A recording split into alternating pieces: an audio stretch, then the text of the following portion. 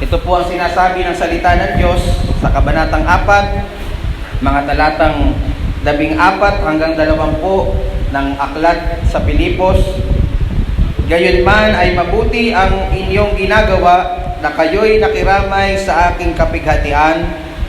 At kayo nga, taga Pilipos, nalalaman naman ninyo na nang pasimula ang ebanghelyo nang ako'y umalis sa Macedonia, alinmang iglesia ay walang nakipag-isa sa akin sa pagkakaloob at pagtanggap, kundi kayo lamang. Mga kapatid, sabayan niyo po ako sa talatang 16. Sapagkat sa Thessalonica ay nagpadala kayong minsan at muli para sa aking kailangan. Hindi sa ako'y naghahanap ng kaloob, kundi hinahanap ko ang bunga na dumadami sa ganang inyo. Datapwat meron ako ng lahat ng bagay at sumasagana. Ako'y busog, palibhasa'y tumanggap kay Epaprodito ng mga bagay na galing sa inyo, na isang samyo na masarap sa amoy, isang handog na kaaya-aya na lubhang nakalulugod sa Diyos. At pupunan ng aking Diyos ang bawat kailangan ninyo ayon sa kanyang mga kayamanan sa kalwalhatian kay Kristo Jesus. Talata, ngayon naway sumaating Diyos at Ama ang kalwalhatian magpakailanman siya nawa. Purihin po ang Diyos sa pagkabasa ng kanyang makapangyarihan salita. Panalangin ko po na patuloy tayong palalimin ng Panginoon sa kaalaman ng kanyang salita at pagtibayin ang ating pananampalataya. Makakaupo na po kayo mga kapatid. Kahit naman po siguro di ako mag-mic, ay naiilang ako nang nakaganon eh. So, ayan, naririnig nyo naman po siguro ako at medyo parang nakalulok po ako ng megaphone. So, yung titulo po ng ating pag-aaralan ngayon ay medyo controversial sa marami.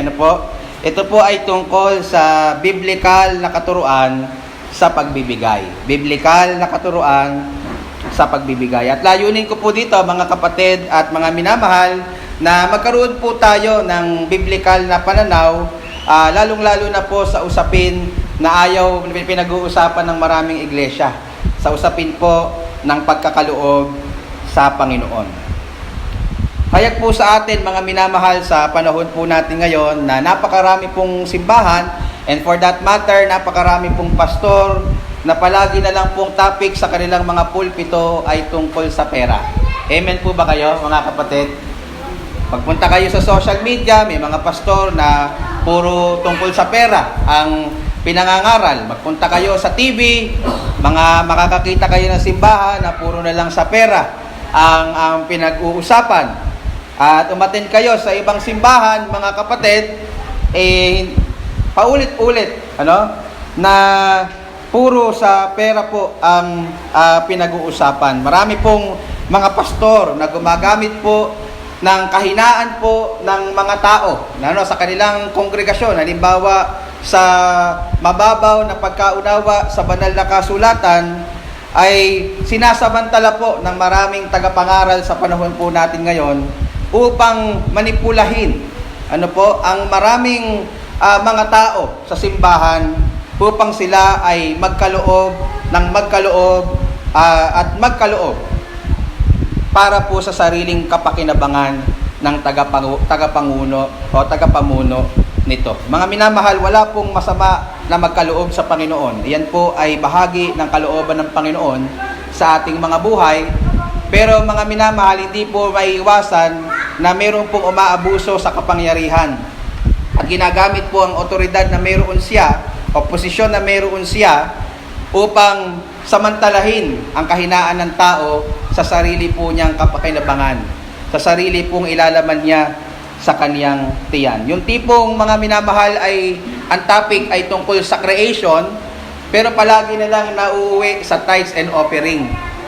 Yung topic ay tungkol sa love ni Jesus Christ, sacrifice ni Jesus Christ for our sins, and then ang application kung paano ka magkakaloob sa Panginoon.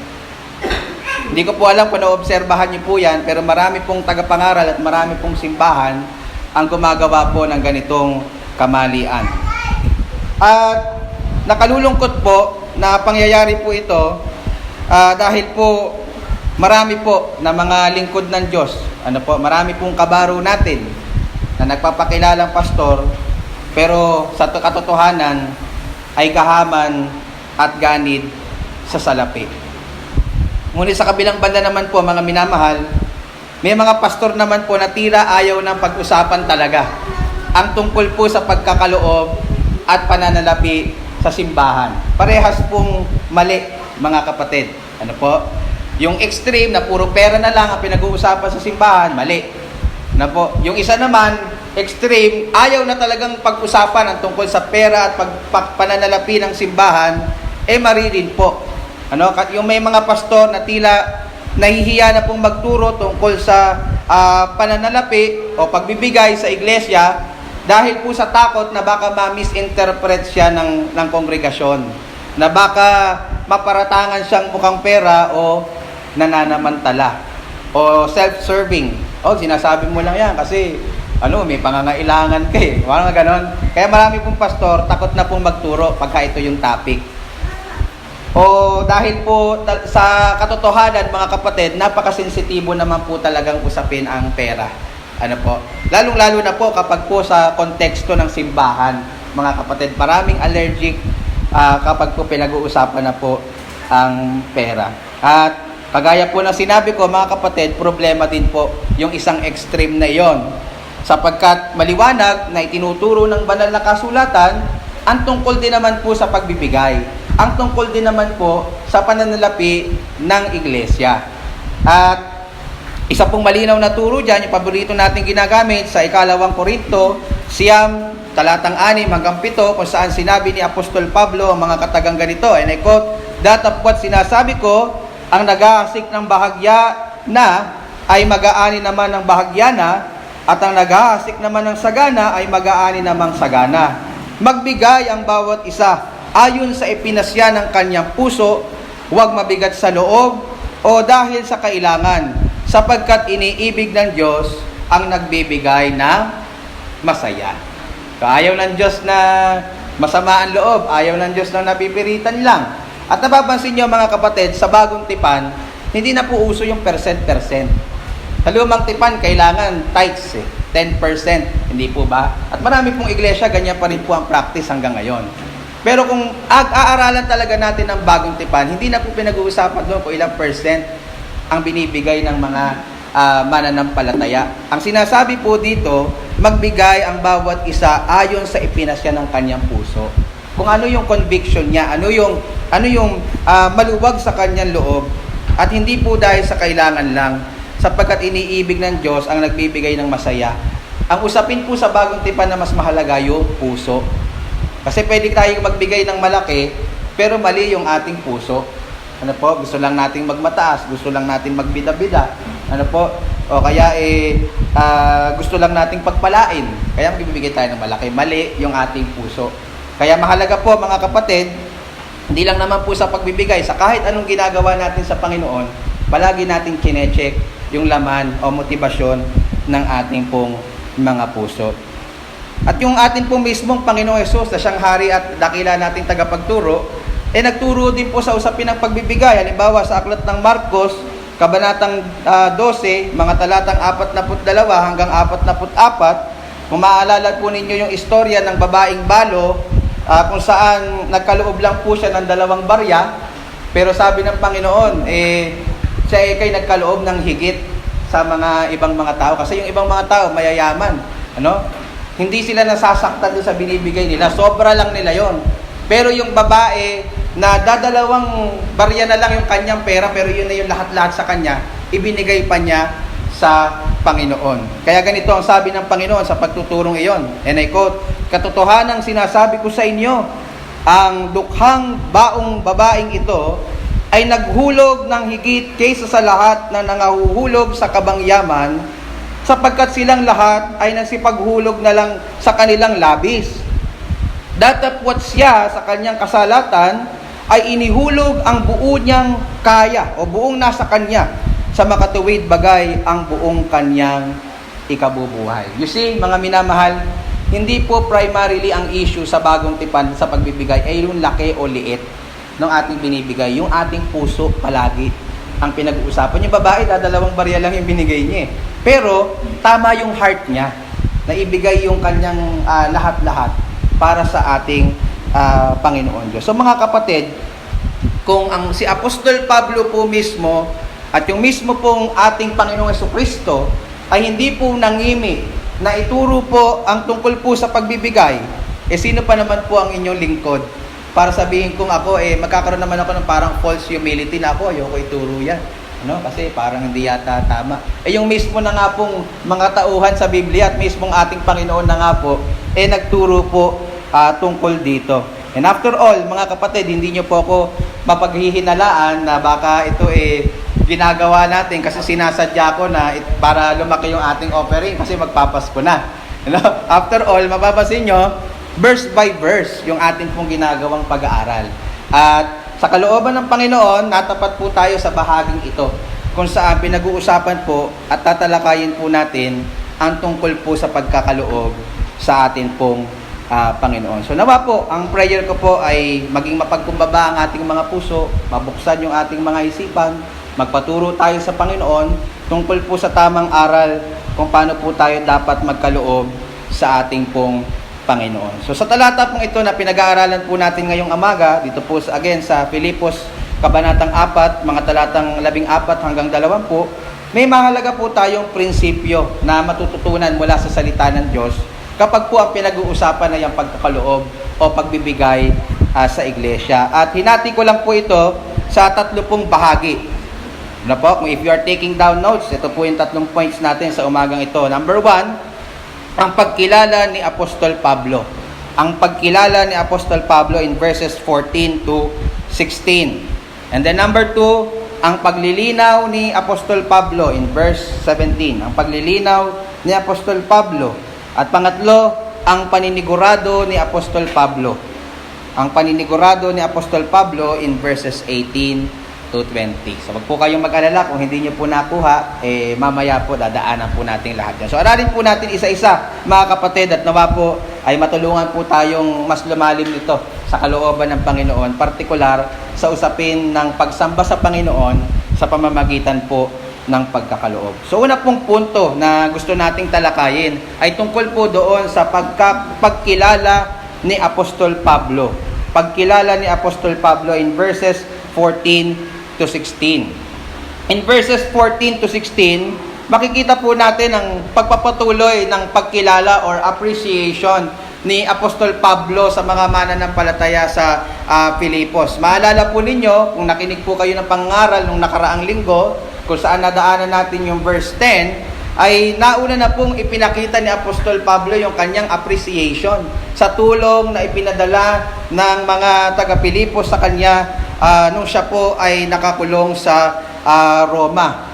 At ngunit para po hindi ma-misinterpret na hindi niya po ito binabaliwala o hindi po siya nagiging ungrateful sa tulong na tinanggap po niya sa mga taga-Pilipos, inulit po niya yung kanya pong pagpapakita ng appreciation o pagkilala sa mabuting gawa po na ito ng mga mananampalataya sa Pilipos. Ang sabi po doon sa talatang 14, tingnan niyo po sa inyong mga Biblia, ang sabi, gayon man ay mabuti ang inyong ginawa na kayo'y nakiramay sa aking kapighatian. So maalala po ninyo na nung panahon pong ito, kaya may kapighatian si Apostol Pablo, hindi po madali ang kanyang kalalagayan.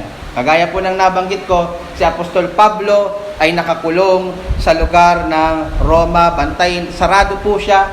At nangyari po yon dahil po sa kanyang kasigasigan na paipangaral ang ebanghelyo sa lahat ng dako. At nung nabalitaan po yun ng mga taga-Pilipos, sila po ay agad-agad na nagpadala, nagkaroon sila agad ng collection, nagkaloob sila sa iglesia, at yung napagkaloob na likom po nila ay agad po nila itong tinulong kay Apostol Pablo. At ito po ay labis na na-appreciate ni Apostol Pablo at tinawag po niya ito na mabuting gawa, sabi po doon sa talatang 14. At alam niyo po mga kapatid, yung salita pong mabuti doon, kung hahalukayin natin sa original po nitong salita sa Griego, ito po ay may kasing kahulugan na excellently, nobly, and commendably. Ibig sabihin, mga minamahal, ayon po kay Apostol Pablo, yung ginawa po nilang paglikom at pagkakaloob sa iglesia ay isa pong kapuri-puri at katangi-tanging bagay na kanilang ginawa. Kino-commend iyon ni Apostol Pablo. So kung masama po ang pagbibigay sa iglesia, dapat po hindi ganito ang sinabi ni Apostol Pablo. Masama ang iyong ginagawa. Dapat hindi pinag-uusapan ng pananalapi sa iglesia. Pero hindi po ganun ang sabi. Ang sabi, ito kay mabuting gawa. Excellent, noble, and commendable. At mapapansin niyo po mga minamahal na ito po ay hindi nila ginawa para makapagpatayo ng building o dahil may project na ministry si Apostle Paul. Ginawa po nila ito bilang tulong mismo sa pangangailangan ni Apostol Pablo na kanila pong lingkod. Mga kapatid, dito po minsan sablay ang maraming iglesia. Kapag po usapin ng mga proyekto sa simbahan, halimbawa, kailangan natin dumating tayo halimbawa sa punto magpapatayo tayo ng building. O kaya may kailangan tayong gastusin na mga pagawain sa ating simbahan. Sa observation po natin, marami pong, hindi naman po necessarily dito, sa generally speaking, ang mga tao sa iglesia, mabilis silang maglabas ng pera. Tama po ba? Pero, kapag po mayroong isang kapatid na nangangailangan sa kapatiran, lalo na po kung yung lingkod mismo ng Diyos, parang ang bagal ng response ng church, hindi po ba? Parang ang medyo nagdadalawang isip. Mabilis pagdating sa mga bagay na material, pero yung mismong tao na may buhay, doon po parang walang sigla ang marami pong tao sa iglesia. Pero hindi po ganun ang makikita nating example mula sa mga taga-Philippians. Nung nabalitaan nilang may pangangailangan ng kanilang kapatid na si Apostol Pablo, mabilis po silang naglikom ng mga halaga para matulungan yung kapatid, yung tao. Mga kapatid, gusto ko po itong maaga na ma-establish sa bawat isa sa atin. Alam ko, bata pa tayong iglesia, marami pa tayong kakaining bigas, marami pa tayong takbuhin, wala pa tayong kakayanang sumuporta ng mga manggagawa, maging dito o sa iba. Pero, tatandaan niyo po yung prinsipyo na ito, mga kapatid. Mas mahalaga po ang minister kaysa sa ministry. Tatandaan po natin yan. Kasi kung wala yung minister, walang ministry. Halimbawa, bigyan ko kaya si Sister Bell, nag-full time sa gawain ng Panginoon. Wala na siyang ibang pagkukunang iba kasi ibinigay niya na yung lahat-lahat niya sa Panginoon. Buong buhay niya. Hindi po pwede sasabihin natin bahala siya sa buhay niya, ginusto niya yan Hindi po ganun ang tamang treatment. Tayo pong iglesia ang kakalinga sa kapatid na ito na ibinigay ang kanyang lahat-lahat para po sa gawain ng Panginoon. So kung darating po ang punto na kailangan nating mamili, aircon ba o tulungan ng isang kapatid na dumadaan sa matinding karamdaman, dapat po magkakaisa tayo. Yung kapatid ang uunahin natin. Yung kapatid ang tutulungan natin. Di bali nang mainitan tayong lahat. Mas mahalaga ang kapatid kaysa po sa gawain o anumang establishment o anumang material na bagay dito po sa iglesia. So, ganyan po ang malinaw na halimbawang makikita natin. Sabi ulit ni Apostol Pablo sa verse 14, kayo'y naging karamay sa aking kapighatian. Hindi niya sinabing aking ministry o aking mga kailangan sa church na temple. Aking pangangailangan, wika ni Apostol Pablo. So, kung may prioridad man po tayong paggamitan ng pananalapi sa ating iglesia, ito po ay hindi ang mga gawain at mga pagawain ito. Ito po ay walang iba kundi ang mga kapatid natin dito po sa ating iglesia. So, ganyan po yung malinaw na katuruan na makikita natin dito. In fact, hindi lang po ito unang beses na ginawa ito ng mga kapatid sa Pilipos. Alam niyo po ba yon?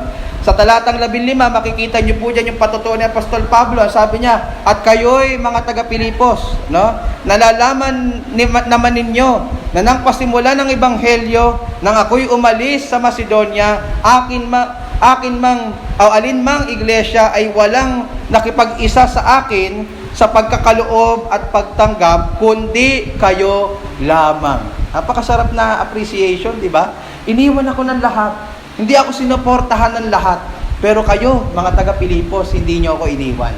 Di ba? Sobrang daman-daman ng mga taga-Pilipos yung appreciation ni Apostle Paul.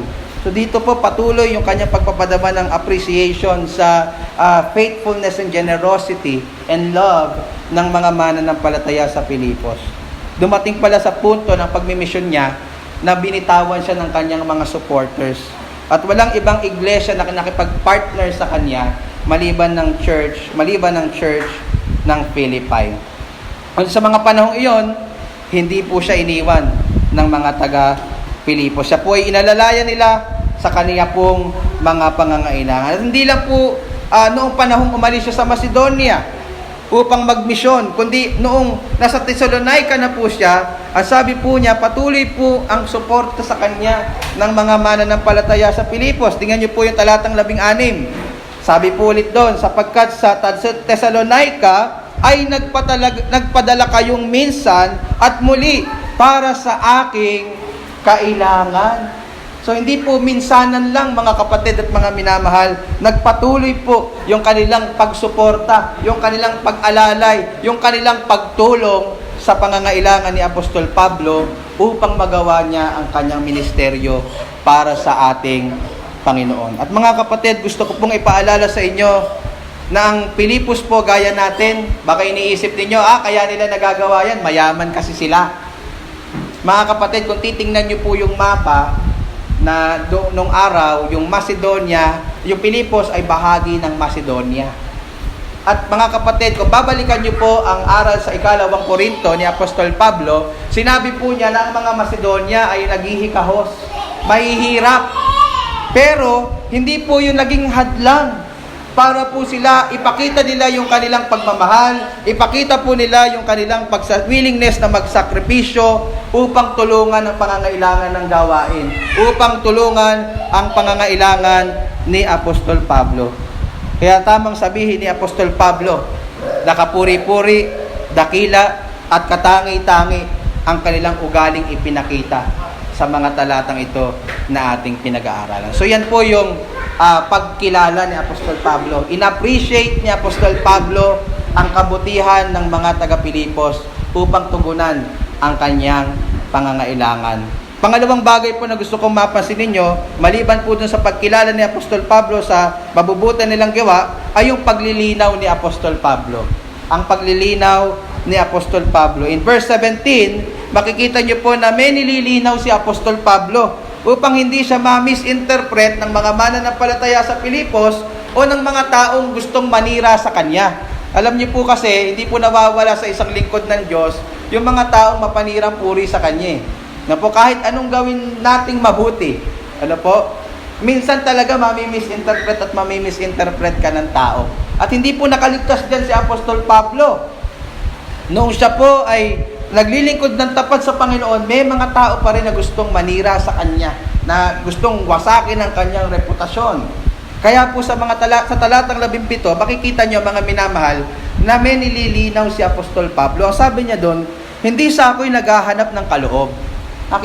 Nabasa niyo po yon? Hindi sa ako'y naghahanap ng kaloob, kundi hinahanap ko ang bunga na dumadami sa ganang inyo. Dito mga kapatid, nililinaw ni Apostol Pablo na kung natutuwa man po siya sa pagkakataong ito, hindi po primarily dahil sa mga material na bagay na tinanggap niya sa mga taga-Pilipos. Kasi maalala ninyo yung context, in verses 11 to 12, marunong nang makontento si Apostol Pablo ano man ang kanyang kalalagayan sa buhay siya man po ay nagugutom, siya man po ay wala, siya man po ay sagana, kontento siya kahit ano ang kanyang kalalagayan. So hindi po yun ang primary reason kung bakit siya natutuwa. So nililinaw po niya ito, yung dahilan kung bakit po siya masaya. At nililinaw din po niya ito para po linawin sa kanyang mga kausap na hindi po niya ito sinasabi para mag-take advantage sa kanila o samantalahin sila na para bagang inuuto ni Apostol Pablo sila para mas magbigay pa sila ng magbibigay sa kanya. Hindi po. Hindi sa ako'y naghahanap ng kaloob, sabi ni Apostol Pablo. Ang pinakadahilan daw po, sabi ng talata, ng kanyang kagalakan sa ginawang ito ng mga taga-Pilipos ay sila din daw po ay napagpapala sa kanilang pagkakaloob sa Panginoon. Balbasin niyo po ulit yung talatang 17. Gusto ko po sana na tinitingnan niyo yung mga Biblia ninyo kasi sabi ko nga, sensitibo tong usapan natin. At gusto ko pong makita ninyo na yung akin tinuturo ay hindi sarili ko lang turo, kundi ito po ay mismo nanggagaling sa salita ng Diyos. Ang sabi po dun sa talatang 17, hindi sa ako'y naghahanap ng kaloob, kundi hinahanap ko ang bunga na dumadami sa ganang inyo. Bakit siya natutuwa? Dahil ba sa kanyang tinanggap? Hindi po. Dahil alam niya na yung mga nagkaloob sa gawain ng Panginoon, partikular sa kanyang pangangailangan, ay meron itong pabalik na pagpapala sa mga tao na nagbigay po nito. So every time na nagkakaloob tayo sa gawain ng Panginoon o sa kapatid man ito na ating o nangangailangan, meron po itong balik din naman sa atin.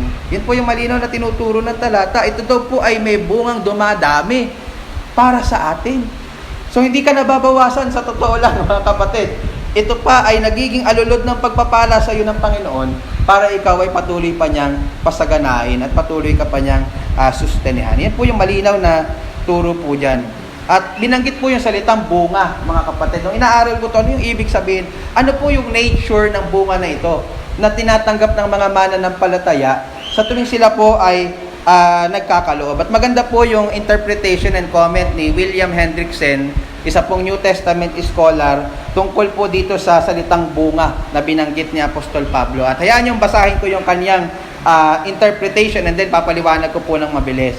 Ang sabi niya, among the fruits that are harvested by such givers may be mentioned the following.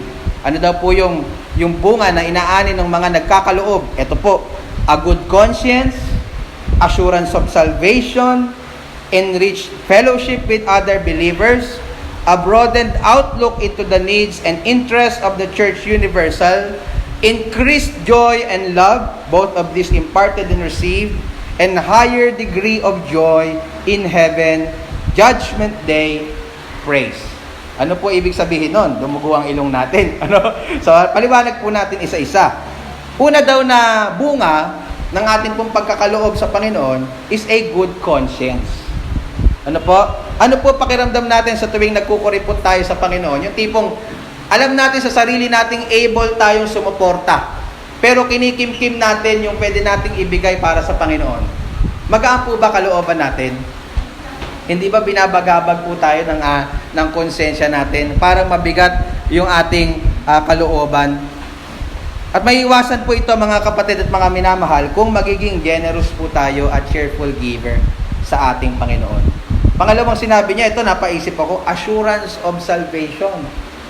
Mga kapatid, hindi po ito nagkangahulugan na nabibili ang kaligtasan. Parang yung patunong paniniwala ng Roman Catholic. Ang ibig sabihin po nito, yung atin pong willingness na mag-sacrifice at magbigay generously sa gawain ng Panginoon, ito po ay isang malinaw na marka ng isang tunay na mananampalataya, na ang priority niya ay ang kalooban ng Panginoon, hindi po yung kanyang ano pa mang mga bagay sa kanyang buhay. So every time po na nagagawa nating magsakripisyo para sa Panginoon in giving, mas na-assure tayo na talagang may ginawa ang Panginoon sa atin pong mga puso.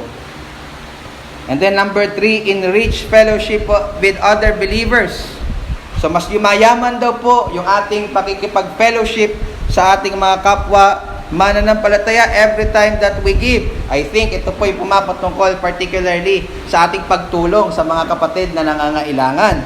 Meron po tayong kasabihan, mga kapatid, you can give without loving, but you can never love without giving. So ang pagkakaloob po sa hindi lang po sa iglesia, maging sa ating mga kapatid, ay isa pong way natin ng pagpaparamdam ng atin pong pag-ibig sa kanila. Pwede po tayong magbigay, sabi ng kasabihan, ng walang pag-ibig . Yung tipong pakitang tao lang. O may magbigay ka lang, pwede po yun . Pero imposible kang sasabihin mo nagmamahal ka sa kapatid, pero tikom ang kamay mo sa kanyang pangangailangan. Imposible po yun. Kung talaga po tayo ay nagmamahal, isa pong way na maipakita po natin yung ating love is by giving. Especially if our brethren is in need. Okay, merong pangangailangan. Mapapansin nyo mga kapatid, may ginagawa yun sa puso ng bawat isa. Ano? Mas lumalalim yung relationship ng bawat isa sa atin. Number 4, a broadened outlook into the needs and interests of the church universal. Ano po ibig sabihin nun? Every time na nagbibigay tayo sa church, hindi lang tayo nagiging concern sa apat na sulok ng panambahang ito. Akala po ba natin yung binibigay natin sa church para dito lang? Hindi po. Ano po, yung atin pong ibinibigay sa church ay nagagamit din po upang makapag-ministry tayo sa labas ng church po na ito. Dahil mga kapatid, sa katotohanan lang, ala na pong libre ngayon. Yung gasolina sa motor na pupuntahan natin kapag may Bible study, hindi ko po pwedeng sabihin na, brother, pastor ako meron akong Bible study. So, may babayaran po ba ako? Hindi ko, siyempre, negosyo yun Kailangan natin bayaran, ano? Yung gospel tracts, binabayaran din po natin. Buti na lang, may ibang ministry na libre po yung gospel tracts. Even po minsan, may mga kapatid tayo o mga taong inaabot na mayroong pinagdadaanan para maparamdam natin yung ating pong concern and genuine love sa kanila. May mga panahon na kailangan nating humugot sa ating mga bulsa. Ano po? So, saan po natin kukunin yung mga bagay na iyon? At marami pang iba, mga kapatid. Sa akin po ba? Well, kung ako po ay palaging able at walang ibang, palaging hindi nauubusan, hindi nasasaidalahong problema. Kasi to be perfectly honest with you, kung kayo'y may pinagdadaanan, gayon din po ang inyong lingkod. Hindi lang po halata. No? Pero dumadating din po sa punto na kahit gusto nating humugot, wala talagang mahuhugot. So, saan natin yung kukunin? Diba? Sa gawain po sa kaban ng ating iglesia. So, ginagawa natin yon para sa paglaganap ng kaharian ng Diyos. In giving, mga minamahal, nakikipag-partner na tayo sa gospel proclamation. Ano po, kahit wala ka sa field, kahit hindi ka mismong nag-share ng gospel, pero kung ikaw ay palaging nakasuporta kahit financially sa gawain ng Panginoon, nagiging katuwang ka na rin ng iglesia para mas maipangalat ang ebanghelyo sa ibang lugar. And number 5, increase joy and love. Ano po ang mas masaya, mga minamahal? Ang tumanggap o magkaloob? Kapag sakim tayo, gusto lang natin tumanggap. No? Pero si Kuya siguro can testify kasi na ako po ay saksi sa kanyang generosity sa kanyang family. 'Di ba? 'Di ba Kuya, masarap sa pakiramdam kaysa yung ikaw yung palaging tinutulungan, ikaw yung palaging inaalalayan. Pagka tinutulungan ka, ibig sabihin, Nagkukulang, 'di ba? Pagka tinutulungan ka, ibig sabihin, ikaw yung sobra-sobra. Oo, tsaka ano Kuya yung mas masarap sa pakiramdam? Yung tumanggap ka o ikaw yung tumutulong, di ba? Ganon din po sa gawain ng Panginoon. Mahirap naman, puro lang tayo tanggap ng tanggap. Pero kapag panahon na kailangan natin tayo naman yung magkaloob, tayo naman yung tutulong, parang nagdadalawang isip tayo, parang ayaw natin.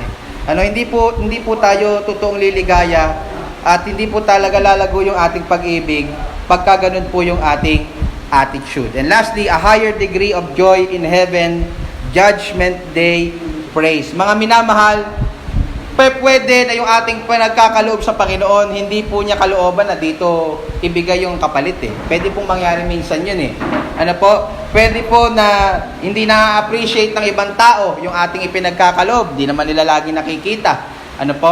Pero ang isa pong sigurado, lahat po ng ating ginagawang kaloob sa Panginoon, gaano man po ito kalihim, nakikita ng ating Panginoon Diyos. At isang araw, gagantimpalain niya ito sa ating mga buhay. So ito po mga kapatid, ang nais maranasang bunga ni Apostol Pablo sa mga mananampalataya sa Pilipos. So mga kapatid, ito din po ang nais maranasan kung bunga ninyo. Kaya po tinuturo itong katotohanan po na ito. Mga kapatid, hindi ko po ito tinuturo para mag-take advantage sa inyo. Alam ng iba sa inyo na kahit po 5, I can testify na wala akong kinukuha sa kaban ng ating iglesia.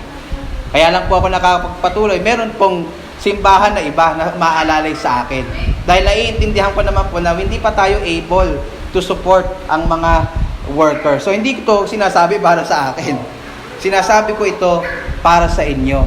Kasi merong bunga na nangyayari sa inyo, na ibinibigay ng Panginoon kung kayo po ay generous na magkaloob sa gawain niya. May pagpapalang nakalaan po ang ating Panginoon, lalong-lalo na po sa mga nagtatapat sa ating Panginoon Diyos. Sabi po sa isang bahagi ng banal na kasulatan in Hebrews 6 verse 10, sapagkat ang Diyos ay hindi liko upang limutin ang inyong gawa at ang pag-ibig na inyong ipinapakita sa kanyang pangalan sa inyong paglilingkod sa mga banal at hanggang ngayong naglilingkod kayo. Panghuli pong bagay na gusto ko pong makita ninyo sa talata, malapit na tayong matapos, ang paninigurado ni Apostol Pablo. Ang paninigurado ni Apostol Pablo. In verses 18 to 20, mga kapatid na po tayo, meron tatlong bagay na ina-assure o sinasigurado si Apostol Pablo sa mga mananampalataya na makikita po ninyo dito. Yung una, gusto niyang siguraduhin na napagpala siya ng mga ipinadalang kaloob ng mga taga-Pilipos. Tingnan niyo po yung verse 18, lalo na sa first part. Ang sabi, datapwat meron ako ng lahat ng bagay at sumasagana, ako'y busog, palibhasa'y tumanggap kay Epaprodito ng mga bagay na galing sa inyo. Doon po muna tayo hihinto. Sinabi po ito ni Apostol Pablo dahil maaaring nag-aalala yung mga mananampalataya sa Pilipos. Kumasya kaya yung ibinigay namin kay Apostol Pablo? Nagamit kaya ni Apostol Pablo? Hindi po, by the way, hindi binanggit sa talata kung ano yung ibinigay nila. Pero sinigurado ni Apostol Pablo na nagamit niya at talagang nasiyahan siya sa ibinigay ng mga taga-Pilipos. Di po ba ganun din po tayo minsan? Pagka may nagbibigay tayo o nagre-regalo tayo, minsan nag-aalala tayo, magagamit kaya niya? O kaya na-appreciate kaya niya? Ano po? Paano mawawala yung ating pag-aalala kapag nag-chat sa atin ng pasasalamat yung tao? Ay kapatid, gustong-gusto ko yung regalo mo, di ba? Na-appreciate ko talaga, magagamit ko to, Tama-tama, wala na akong brief Tapos na, brief pala yung regalo, So makakaroon tayo ng assurance na wala yung pag-aalala. So I think ganun yung ginagawa dito ni Apostol Pablo. So ayaw niya mag-alala yung mga taga-Pilipos na baka hindi naman niya napakinabangan yung pinagkaloob nila. Kaya sinabi niya, hindi, nabusog ako, talagang ako na-provide, ako po nakumpleto sa lahat ng aking pangangailangan. At pangalawa pong naisiguraduhin niya dito, na yung kaloob na ibinigay po nila, hindi lang nakalulugod kay Apostol Pablo, nakakalugod to ultimately sa Diyos. Tingnan niyo po yung verse 18 sa pagpapatuloy. Yung mga kaloob daw na ibinigay ng mga taga-Pilipos, ano po equivalent na sa last part ng verse 18? Sabi, na isang samyo ng masarap na amoy, isang handog na kaaya-aya na lubhang nakalulugod sa Diyos. Kaya mga kapatid, sa offering natin tinatawag ko siya, di ba? One of the elements of worship. Kasi every time that we give, we also worship God. Ano po? So ito po ay, dito po makikita natin na yung kaloob sa Diyos ay isa din pong paraan ng pagsamba sa Kanya. At ito po ay hinalintulad sa mga handog sa lumang tipan. Kanina kung naaga kayo, nagtuturo ako sa mga bata kung paano ang mga Israelita nagkakaloob sa tabernakulo, nung wala pang templo. Ano po? At nakita nila, Sister Bell, mayroong illustration na video, tinatapon yung tupa, tinatapon yung kambing, sinusunog. At yung amoy nun, yung samyo nun, yun yung nagsisilbing pagsamba at nakakaaya sa Diyos. Ano po? So sa talatang ito, ganun yung ginamit na illustration ni Apostle Paul. Though wala na tayong iniihaw na tupa ngayon, pero every time na nagkakaloob tayo sa Panginoon, kagaya ng pinanalangin ko kanina, di ba? Nawa, ito po'y magbigay ng mabangong samyo sa iyong harapan. Ito po'y alay natin na pagsamba sa ating Panginoon. And take note, mga kapatid, kagaya nabanggit ko na rin, hindi po bumabatay ang Panginoon sa laki o liit ng ating binibigay. Mayaman ang Diyos, hindi niya kailangan ng pera natin sa totoo lang. Pero bumabatay ang Diyos sa motibasyon ng ating puso. Halimbawa, meron ditong umattend na milyonaryo at nag-offering siya ng 100,000. Ano po? Pero barya lang sa kanya yung kuya. Ano? Hindi nasaktan yung kanyang bulsa. May isang umattend na talagang mahirap na mahirap. Ano po? Pero dahil gusto niyang i-honor ang Panginoon, yung kanyang kaisa-isang 20 pesos sa wallet, ibinigay niya sa Panginoon. Di ba? So, kanino mas nalulugod ang Panginoon? Doon po sa nagbigay ng sobra lang sa kanya o doon sa nagbigay ng 20 pesos? Di ba? Hindi concern ng Panginoon sa amount. No, bagamat naniniwala ako na kung talagang gusto mo mabigyan ng kaluwalhatian ng Panginoon, dadamay dun yung amount eh. Hindi naman pwede na gusto kong bigyan ng kaluguran ng Panginoon, eto 5 piso. Diba? So, madadamay na rin yun. Pero ang gusto ko lang ipunto sa inyo mga kapatid, unang tumitingin ng Panginoon sa puso. Sa puso po ang pinakamahalaga sa Panginoon. Kasi mga kapatid, pwede tayong magbigay na nagyayabang lang tayo eh. Halimbawa, 500 yung bibigay mo. Oh, Sister Bel, gaganon.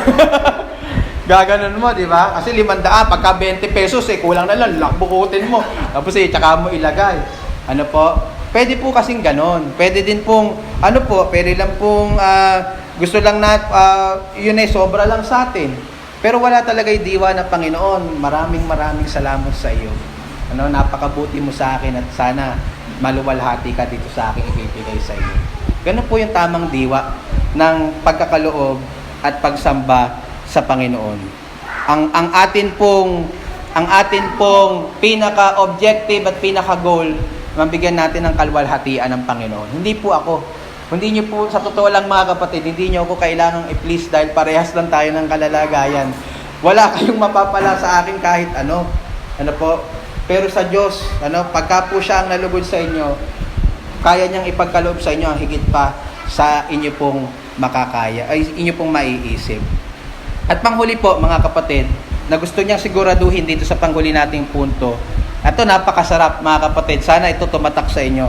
Sinisigurado niya sa mga mananampalataya sa Pilipos na ang Diyos na tapat ang siya ding magsusustina ng kanilang pangangailangan. Saan po sa talata yun? Tingnan mo sa verse 19. Ang sabi diyan ni Apostol Pablo, at pupunan ng aking Diyos ang bawat kailangan ninyo. Ano daw pong bahagi ng ating kailangan? Yung ano lang po ba? Pangbayad lang po ba sa bills? O yung atin lang po bang yung mga maliliit na bagay lang po bang ating pangangailangan? Hindi po, sabi ng talata, ang bawat kailangan ninyo ayon sa kanyang mga kayamanan at kaluwalhatian.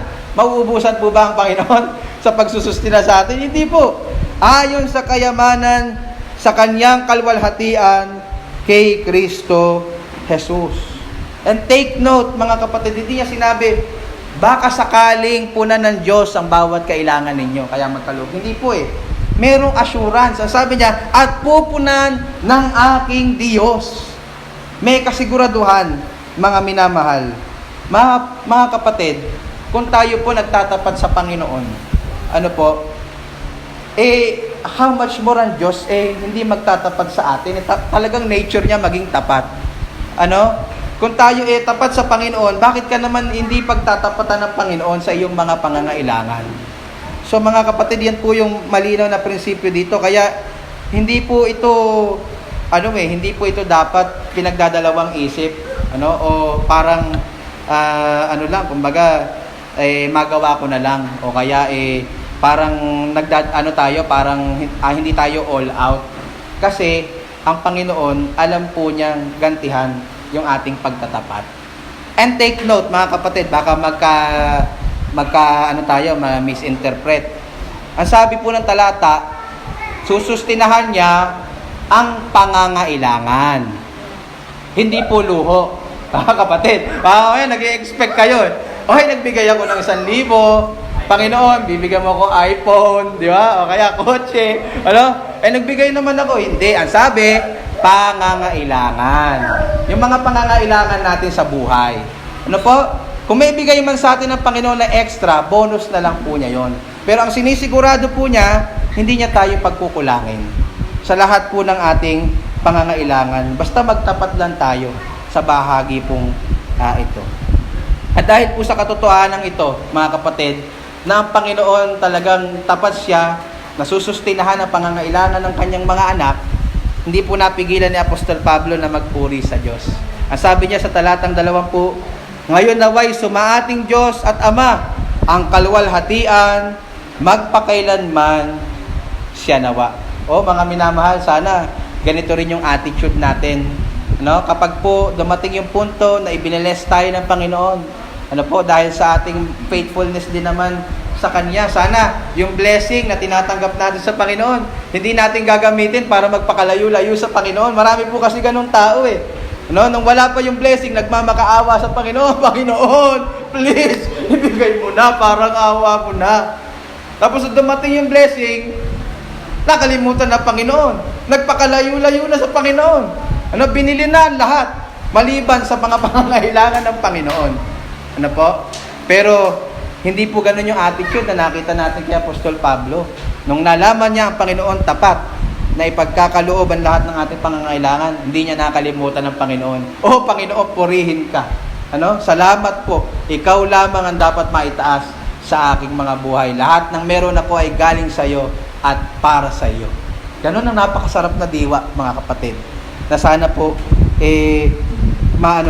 matutunan natin bilang iglesia ng ating Panginoon. So mga kapatid, na-encourage po kayo dito sa ating pinag-aralan, na patuloy kayong maging tapat sa pagkakaloob sa ating Panginoon. Sana marami kayong natutunan kung bakit po ba natin ito ginagawa at para saan po natin ito ginagawa. At kung nakukulangan kayo ng motivation, mga kapatid, kung bakit ito kailangan gawin, balikan niyo po yung gospel. Balikan niyo po yung gospel. Yung Diyos na siyang may likha sa atin, hindi lang niya tayo nilikha at sinustinahan ng ating pangangailangan. Ibinigay niya ang pinakamahalaga sa Kanya. Ibinigay niya ang Kanyang kaisa-isang anak. Para tayong mga lapastangan, at hindi karapat-dapat na iligtas ng Diyos, magkaroon ng pag-asa sa buhay na walang hanggan. Namatay yung Kanyang anak, pinahirapan, inapo ang lahat ng ating kasalanan sa krus ng Kalbaryo, pero nabuhay 3 araw para sa ating kaligtasan sa mga sumasampalataya sa Kanya. Kung ginawa yun ng ating Panginoong Diyos para sa atin, ibinigay niya ang Kanyang lahat-lahat sa atin, bakit po tayo manghihinayang na ibigay natin ang ating sarili sa Diyos? Kasama po doon yung ating mga kinabubuhay.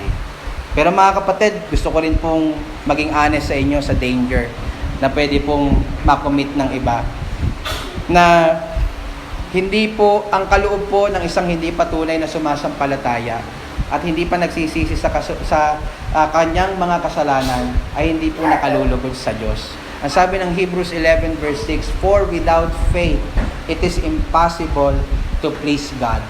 Kahit po gaano kalaki ang ating kaloob sa ating Panginoon, kahit sunugin mo pa yung sarili mo, kung wala ka pang personal na relasyon kay Kristo, hindi ka patunay na nagsisi sa iyong mga kasalanan at nagtiwala sa katwiran ni Kristo, hindi sa sarili mong katwiran, kundi sa katwiran ni Kristo, kahit anong gawin natin, kahit anong i-donate natin, kahit anong ibigay natin, hindi po rin po yan nakalulugod sa ating Panginoon. Kaya ang encouragement ko po sa iyo, kapatid, sana po bago natin i-secure yung ating pong ipagkakaloob sa Panginoon, i-secure po muna natin yung estado ng ating relationship sa harapan ng ating Panginoon Diyos. Ito po yung panahon na patuloy na nangungusap ang Panginoon sa iyo, iayos natin ang ating relasyon sa Kanya.